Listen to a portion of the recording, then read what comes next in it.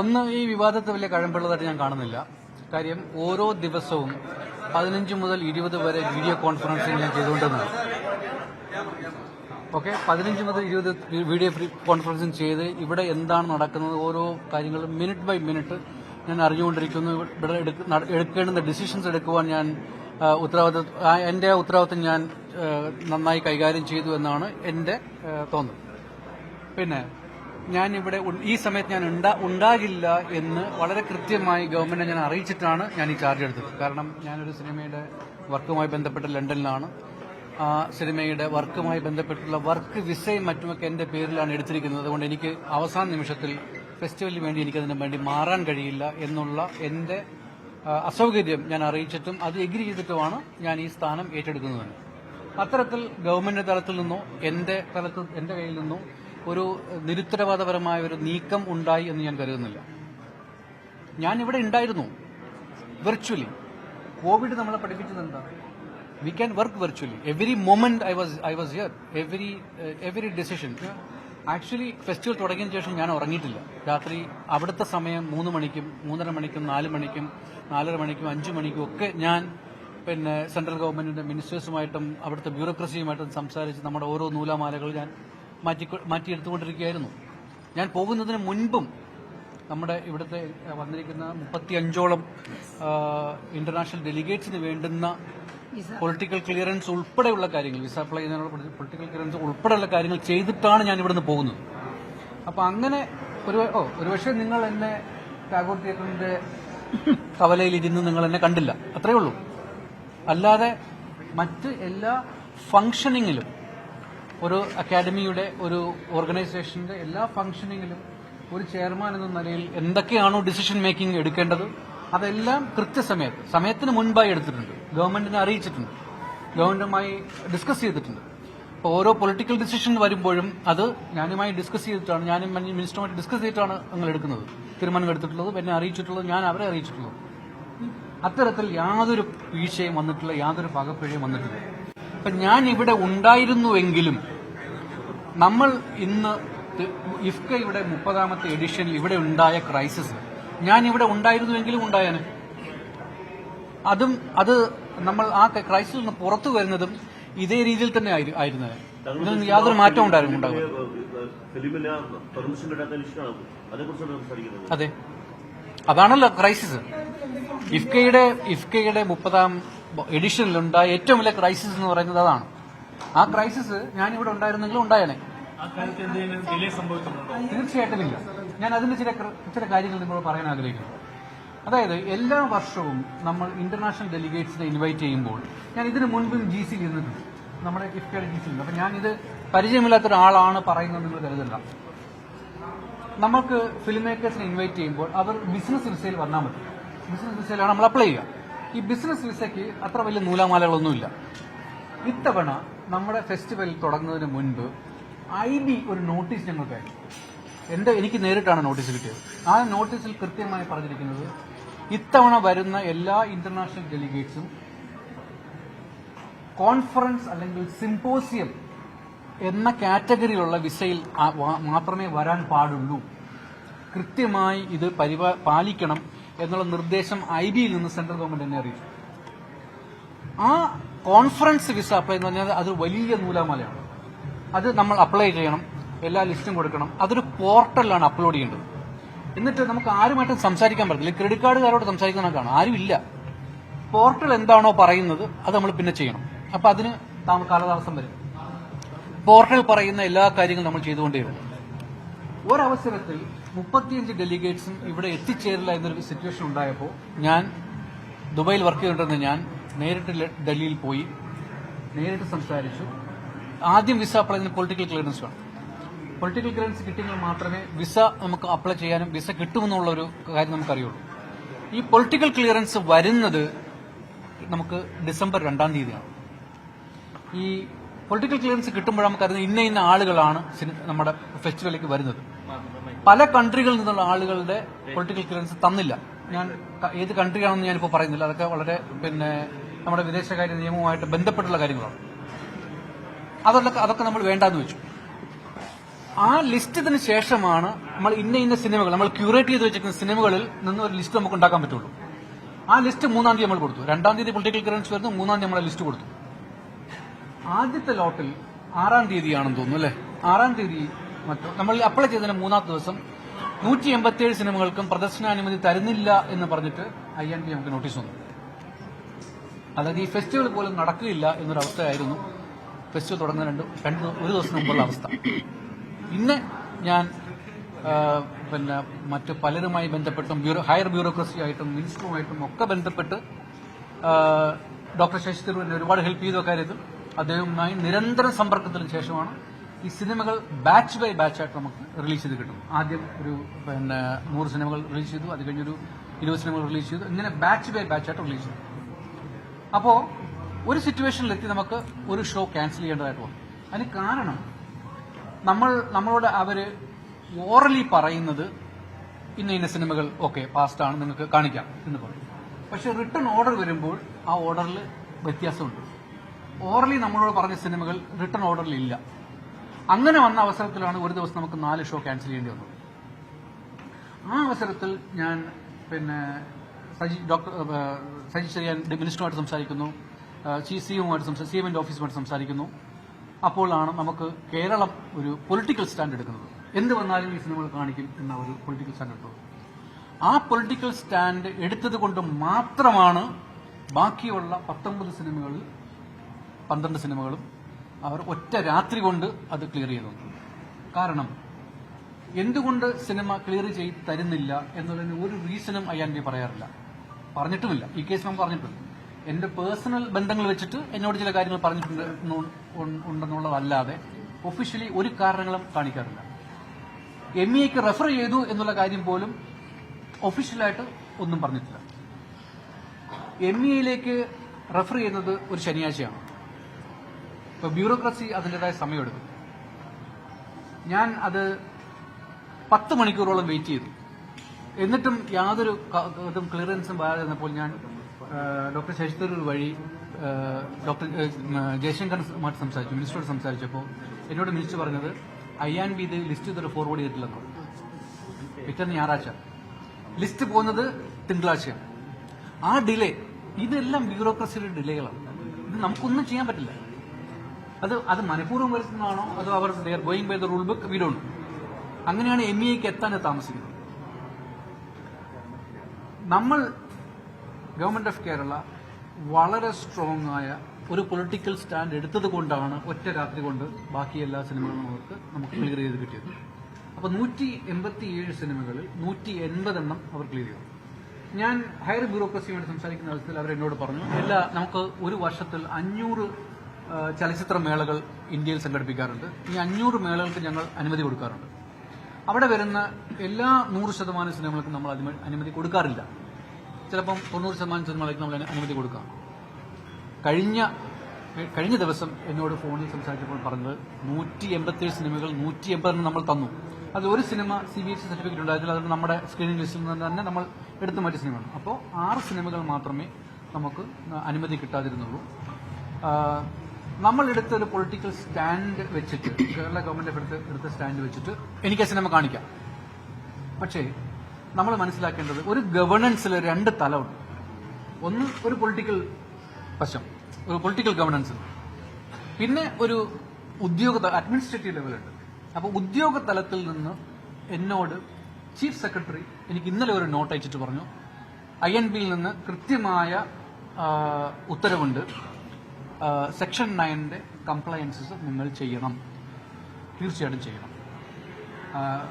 സ്പെഷ്യലായി chief secretary എനിക്ക് not അയച്ചിട്ടുണ്ട്. അതിന് പ്രകാരം ഞാനും ചലച്ചിത്ര അക്കാദമിയുടെ മറ്റ് ഭാരവാഹികളുമായിട്ട് ആലോചിച്ചിട്ട് ഞാനൊരു തീരുമാനമെടുത്ത് ഈ 6 സിനിമ നമുക്ക് മാറ്റിവെക്കാം. ഈ 6 സിനിമകൾ ഒരുപക്ഷെ നമ്മൾ ഈ മേളയിൽ പ്രദർശിപ്പിക്കുന്നില്ല. അതിനുള്ളൊരു കാരണം, ഈ സിനിമകൾക്ക് പ്രദർശനാനുമതി തരാതിരുന്നതിനുള്ള കാരണം എനിക്കറിയാൻ കഴിഞ്ഞത് അത് ഇന്ത്യയുടെ വിദേശകാര്യ നയവുമായി ബന്ധപ്പെട്ടിട്ടുള്ളതാണ്. അങ്ങനെ ഒരു അവസരത്തിൽ ഒരു ഡെഫിയന്റായ ഒരു സ്റ്റാൻഡ് ഒരു കൾച്ചറൽ ഓർഗനൈസേഷൻ എന്ന നിലയിൽ കേരള ചലച്ചിത്ര അക്കാദമി എടുക്കുന്നില്ല എന്ന് ഞാൻ തീരുമാനിച്ചു. അതിന്റെ പൂർണ്ണ ഉത്തരവാദിത്വം എനിക്കാണ്, ഗവൺമെന്റിനല്ല. അത് ഇന്ത്യയുടെ വിദേശകാര്യ നയവുമായി ബന്ധപ്പെട്ട കാരണങ്ങൾ കൊണ്ട് ഈ സിനിമയ്ക്ക് പ്രദർശനാനുമതി തരുന്നില്ല എന്ന് ഗവൺമെന്റ് ഓഫ് ഇന്ത്യയുടെ അഡ്മിനിസ്ട്രേഷൻ എന്നോട് പറയുകയും കേരളത്തിലെ ചീഫ് സെക്രട്ടറി അത് കംപ്ലൈന്റ് ചെയ്യണമെന്ന് എന്നോട് ആവശ്യപ്പെടുകയും ചെയ്യുമ്പോൾ ഒരു ഗവൺമെന്റ് ഓർഗനൈസേഷൻ എന്ന നിലയിൽ ഞാനത് കംപ്ലൈന്റ് ചെയ്യുന്നു.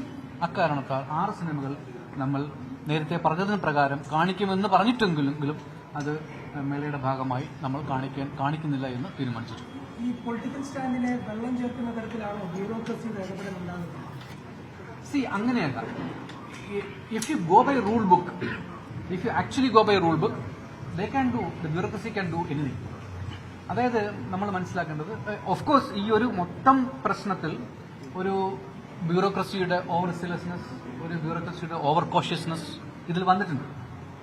അത് ബ്യൂറോക്രാറ്റിക് തലത്തിൽ അത് ഗവൺമെന്റ് ഓഫ് ഇന്ത്യ ഡീൽ ചെയ്യുന്നുണ്ട്. അത് ഒരിക്കലും ഗവൺമെന്റ് ഓഫ് ഇന്ത്യ തന്നെ, അതായത് പീപ്പിൾ റെപ്രസെന്റേറ്റീവ്സ്, അവര് ഇത് കേൾക്കുമ്പോൾ തന്നെ അവരും ആകെ ഞെട്ടിയിരിക്കണം, എന്താ ഇങ്ങനെ പറയുന്നത്. കാരണം INB, they themselves conduct a festival. They know the intricacies of the festival. They conduct IFFI. They know what is involved in it.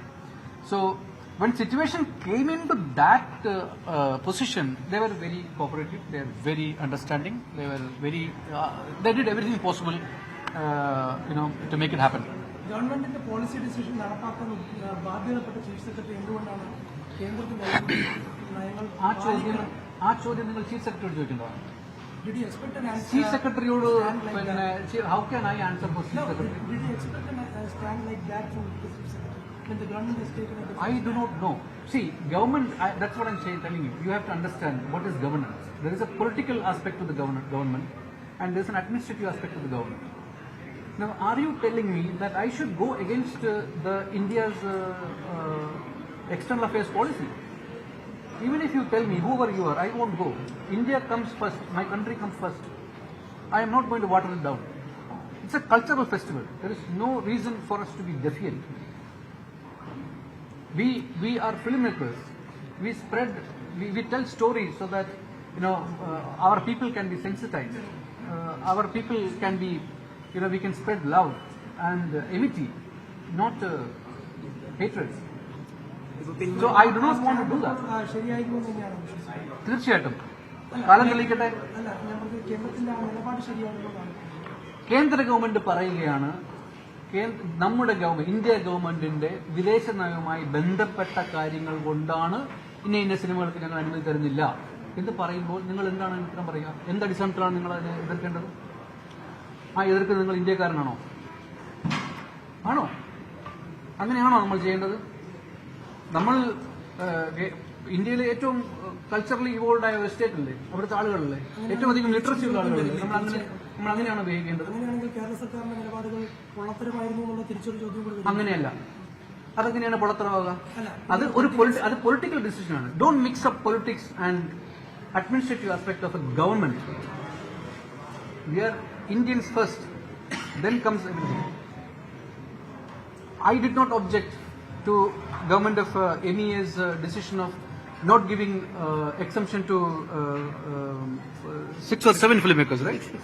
6 filmmakers came from different countries. I don't want to name the country. I did not object. We can't object. And we should not object. ചില film മേക്കേഴ്സിന്റെ permission government കൊടുത്തതെന്നുണ്ടല്ലോ, അവർ പേര് പറയട്ടെ, ഏത് കൺട്രീസിലുള്ള film മേക്കേഴ്സാണ് government permission കൊടുത്തത്? നിങ്ങൾ ചോദിച്ചെടുക്കത്തില്ലേ ഞാനത് പറഞ്ഞാൽ? അത് വേണ്ട, അത് പറയണ്ട. അത് ഇന്ത്യയുടെ വിദേശകാര്യ നയവുമായി ബന്ധപ്പെട്ട കാര്യമാണ്. നമ്മൾ അങ്ങനെ നിങ്ങൾ ഇങ്ങനെ വെച്ച് കളിക്കാനുള്ള സാധനം അല്ല അത്, കേട്ടോ. ഇന്ത്യയുടെ ഡിപ്ലോമാറ്റിക് റിലേഷൻസുമായി ബന്ധപ്പെട്ട ഇഷ്യൂസ് ആയിരുന്നോ? അതുകൊണ്ടാണല്ലോ MEA പറഞ്ഞത് ഇന്ന കൺട്രിയിൽ നിന്ന് വരുന്ന ആളുകൾക്ക് നമുക്ക് ക്ലിയറൻസ് കൊടുക്കാൻ പറ്റില്ല എന്ന് പറയുമ്പോൾ നമ്മൾ അതിന് അഗൻസ്റ്റ് ആയിട്ട് പോകണമോ? ഒന്നുമില്ല. ഞാനിപ്പോ പറഞ്ഞല്ലോ, ഞാൻ എന്റെ കംപ്ലീറ്റ് ടൈം ലൈൻ ഞാൻ നിങ്ങൾക്ക് പറഞ്ഞല്ലോ. അതിൽ നിങ്ങൾ പറയൂ എന്ത് പ്രൊസീജിയർ ലാപ്സാണ് ഉണ്ടായിട്ടുള്ളത്. എനിക്ക് ഒരു ലിസ്റ്റ് ഓഫ് ഇന്ന ഫിലിം മേക്കേഴ്സ് വരുന്നില്ല. ഇപ്പോൾ ഇന്ന കൺട്രിയിൽ നിന്നുള്ള ഫിലിം മേക്കേഴ്സിന് വിസ കൊടുക്കുന്നില്ല. ഞാൻ അവരുടെ സിനിമ ക്യൂറേറ്റ് ചെയ്ത് വെച്ചിട്ട് ആ സിനിമകൾ ഇവിടെ കാണിക്കാതിരിക്കുമ്പോൾ അവസ്ഥ വന്നാൽ നിങ്ങൾ എന്താ ചെയ്യാം? ആ ഫിലിം മേക്കേഴ്സ് ഇവിടെ ഇല്ലാത്ത അവസ്ഥ വന്നാൽ എന്ത് ചെയ്യാം? നമുക്കൊരു ഓർഗനൈസേഷൻ അങ്ങനെ ചെയ്യാൻ പറ്റില്ല മോനെ. ഞാൻ പറയുന്നത് 6 സിനിമകളാണ് നമുക്ക് കാണിക്കാൻ പറ്റാതായി പോകുന്നത്. ഞാൻ കേരള ചലച്ചിത്ര അക്കാദമി 6 സിനിമകൾ കാണിക്കുന്നുണ്ട്. അതിന്റെ കാരണം ഞാൻ പറഞ്ഞു. ആ കാരണം ഇന്നതാണ്. നിങ്ങൾ പറയുന്നത് ഇന്ത്യയുടെ വിദേശകാര്യ നയത്തിനെ മറികടന്ന് നമ്മളോട് സിനിമ കാണണമെന്നാണോ പറയുന്നത്? അതാണോ നമ്മളുടെ കൾച്ചറൽ എന്തൂസിയാസം? അങ്ങനെയാണോ നമ്മൾ ചെയ്യേണ്ടത്? അല്ല. ആ സിനിമകൾ കാണാൻ നമുക്ക് മറ്റവസരങ്ങൾ ഉണ്ടാകുമല്ലോ. ആ സിനിമകൾ ഏതൊക്കെയാണെന്ന് നിങ്ങൾക്കറിയാം. ആ സിനിമകൾ നമുക്ക് കാണാം. പക്ഷെ ഒരു ഗവൺമെന്റ് നമ്മളോട് പറയുമ്പോൾ ഒരു ഗവൺമെന്റ് മറ്റൊരു ഗവൺമെന്റ് ബോഡിയോട് പറയുകയാണ് ഇന്ന കാരണങ്ങൾ കൊണ്ട് ഈ സിനിമകൾ കാണിക്കാൻ പറ്റില്ല. We are living in a democracy. We have elected a government. Whatever is there political choice we have to accept. Schedule ഇട്ടതിന്റെ കാര്യങ്ങൾ ഞാൻ പറഞ്ഞല്ലോ. അതിന് ആ സ്കെഡ്യൂൾ ചെയ്യുന്നതിനുള്ള കാരണങ്ങൾ ഞാൻ പറഞ്ഞല്ലോ. സിനിമയുള്ള പുസ്തകം ഉണ്ടാക്കണ്ടേ മോനെ? ഇന്ന ആളുകൾ വന്നെങ്കിലല്ലേ ഇന്ന സിനിമകൾ ഉണ്ടാക്കാൻ പറ്റുള്ളൂ. ആ പുസ്തകം നമ്മൾ അച്ചടിച്ചു കഴിഞ്ഞു, ഷെഡ്യൂൾ ചെയ്ത് കഴിഞ്ഞു, അതിനുശേഷമാണല്ലോ നമുക്ക് ക്ലിയറൻസ് കിട്ടാതെ വരുന്നത്. അതുകൊണ്ടുണ്ടായ പ്രശ്നങ്ങളാണ്. ഒരു 4 സിനിമ നമുക്ക് കാണാൻ പറ്റിയില്ല. നമ്മുടെ രാജ്യത്തിന് വേണ്ടി വിട്ടുകളയും. ഈ പി ടി കുഞ്ഞഹമ്മദിനെതിരായിട്ടുള്ള പരാതി അതിനകത്ത് നടപടിയെടുക്കുന്നതിൽ വൈകി എന്നുള്ളൊരു ആരോപണം പ്രതിപക്ഷമുണ്ട്. ഒരു യാതൊരു പാഴ്ചയും അതിൽ ഉണ്ടായിട്ടില്ല. ഒരു നിമിഷം പോലും ആ നിയമ നടപടികൾ വൈകിട്ടില്ല. സത്വര നടപടികൾ എടുത്തിട്ടുണ്ട്. ആരാണ് ചലച്ചിത്ര അക്കാദമി അവർക്കൊപ്പമാണോ അതോ കുഞ്ഞഹമ്മദിനൊപ്പമാണോ എന്നുള്ളത് എന്തൊരു ചോദ്യമാണ് ഇഷ്ടം നിങ്ങൾ ചോദിക്കുന്നത്? അല്ല, because it's അല്ല, എന്തുകൊണ്ടാണ് നിങ്ങൾ ചോദിക്കുന്നത്? ഈ കേരളം മുഴുവൻ ആരുടെ കൂടെ ആയിരുന്നു? 12 ദിവസം ഒരു നിമിഷം ഞാൻ തിരിച്ചു വെക്കട്ടെ. ഈ കേരളം മുഴുവൻ ആരുടെ കൂടെ ആയിരുന്നു? അവൾക്കൊപ്പമായിരുന്നില്ലേ? കേരള ചലച്ചിത്ര അക്കാദമി എന്നല്ല, കേരളത്തിലെ മുഴുവൻ ജനതയും കേരളത്തിലെ ചലച്ചിത്ര പ്രവർത്തകരും സിനിമാ പ്രേമികളും അവൾക്കൊപ്പമാണ്. നിസ്സംശയം പറയാം, 100 വട്ടം പറയാം, അവൾക്കൊപ്പമാണ്. We are with the survivors and we will be and we will take extreme action and we have already taken. Please understand, we have already taken. It was not a complaint. It was appraising us. I don't want to go into the details of it, but we took it as a complaint and we have done whatever is required to be done. Law has taken its course and it will continue. Sir, in same incident, what measures have you taken to ensure accountability and a safe working environment? Now, please don't look at this issue as an issue only for film industry. Every industry in the country is facing, working women's environment, sexual harassment is a big problem in every industry across the spectrum. So when a government make a policy, government cannot only look at film industry as a sample sector. It has to look at everybody. So we are in the process, and there are people from all the stakeholders involved in creating the policies and the execution of the policy. I myself, immediately after this incident, I myself has written to the Chief Minister and given my point of notes, 7 or 8 points that we should immediately do. The Academy has taken and immediately sent the notice. I referred the case to the IC and IC has taken it down, and immediately I sent the Vice Chairman, who happened to be the IC, the chair of the IC, to the supervisor's house, and we met, we talked, and I have been constantly in touch with the person. Everything that needs to be done, it's been done. I have forwarded my note to the government, and I am supposed to take it up immediately after the festival and gets over, because we thrown into bigger trouble as the festival started. So please, ദോഷകൃത്യങ്ങളാകരുത്. ഇത് നമ്മുടെ എല്ലാ സഹോദരിമാരും, അമ്മമാരും, പെങ്ങന്മാരും ഒരു job ചെയ്യുന്ന സ്ഥലത്ത് നേരിടുന്ന കാര്യങ്ങളാണ്. നമുക്ക് കൂട്ടായ്മയോടെ കൊടുക്കുന്നതിന്റെ പരിഹരിക്കും. Make it clear that, ask a person and giving an opportunity to clear your partners. I am like you. How can you? Why are you looking at me as somebody else? Someone else. I am as inflicted as you. I am in the same position, and I have taken in my official responsibility. I have done everything at once, immediately. Called the person, spoken with her at length, did everything. Chief Minister has immediately taken the note, even though it was a holiday, he has immediately taken the note. Everything has done. Law is taking its course. Executive is taking the time. It's moving forward. Please be rest assured, we will have a policy, a film policy. Remember, the entire Me Too movement in the whole world, Kerala is the only place, only industry that has taken a judicial position. put up an inquiry, put up a judicial system to fact find and give us, ask the judiciary to give us pointers so that how can be rectified, and based on which we had a film policy meeting, and based on which we are deriving policies. Which government in the world has done it? ഹോളിവുഡിൽ ഇത്രയും വലിയ പ്രശ്നം ഉണ്ടായല്ലോ, Californian governor എന്തെങ്കിലും ചെയ്തോ? U കെയിൽ ഉണ്ടായല്ലോ ഇത്രയും വലിയ പ്രശ്നം, എന്തെങ്കിലും ചെയ്തോ? ഫ്രാൻസിൽ ഉണ്ടായല്ലോ, government of France, the culturally overrated government in the whole world, the French people. Cinema is born there, literature is born there, philosophy is born there. What is that they have done? Kerala has done it. അത് കുറച്ച് കാണിക്കരുത്. We should be proud of what we are doing. ഇതൊക്കെ സ്ഥിരമായിട്ട് വരുന്ന ആളുകൾ എന്താ പറയുക, പൊതുഅഭിപ്രായത്തിൽ ഈ വട്ടം ജനപങ്കാളിത്തത്തിനൊരു കുറവുണ്ട്, വൈബൂറുണ്ട് അഭിപ്രായമാണ്. ഒരു വൈബ് ഉണ്ടായില്ല അല്ലേ? അത് വൈബിനുള്ള കാരണം ഇത്തവണ PWD നമ്മുടെ അടുത്ത് പറഞ്ഞ് സ്റ്റോളുകളൊന്നും ഇടാൻ പാടില്ല എന്ന് പറഞ്ഞു. റോഡ് വർക്കുകൾ നടക്കുന്നതുകൊണ്ട് സ്റ്റോൾ നടത്താനുള്ള പെർമിഷൻ നമുക്ക് തന്നിട്ടില്ല. പറയുമ്പോൾ എല്ലാം പറയണം. അതുകൊണ്ട് തൃശ്ശൂർ പൂരത്തിന്റെ വൈബ് കുറയോ ഇഷ്ട? 2 സ്റ്റോളില്ല എന്ന് പറഞ്ഞിട്ട് വൈബൊക്കെ ഉണ്ട്, അതെല്ലാം നമ്മുടെ മനസ്സിലാണ്. അത് അടുത്ത തവണ PWD ആയിട്ട് സംസാരിച്ചിട്ട് റോഡ് വർക്ക് നടക്കുന്നതുകൊണ്ട് നമുക്ക് സ്റ്റോൾ ഇടാനുള്ള പെർമിഷൻ കിട്ടിയില്ല, അത് അടുത്ത തവണ നമ്മൾ പരിഹരിക്കും.